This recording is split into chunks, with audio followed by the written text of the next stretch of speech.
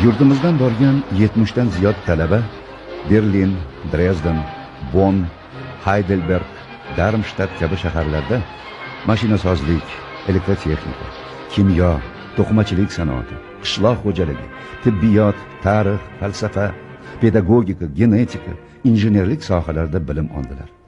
Chunki Turkiston shunday mutaxassislarga nihoyatda muhtoj edi. Bu yigit qizlarning tarixiy taqdiri, umr yo'llari, ularning boshidan kechgan hayot sinovlari bag'oyat ibratlidir. Ulardan biri Sattor Jabbor Germaniyada kechgan kunlarini xotirlab shunday yozgan edi.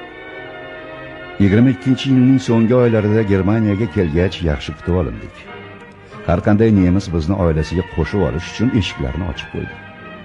Oddiy muallimdan boshlab doktori, professori til o'rganishimiz uchun qo'ldan kelgan yordamini ayamadi.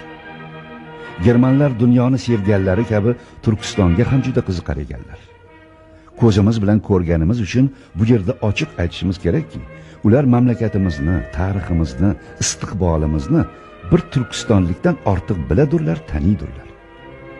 Yurtimiz to'g'risida biz uchun eng muhim bo'lgan kitoblar yozib, boshqa tillardan ham tarjima qilganlar. Yana biz uchun unutilmas bir yaxshilik qildilarki, turkchamizni Yevropa tillari qatoriga qo'shdilar.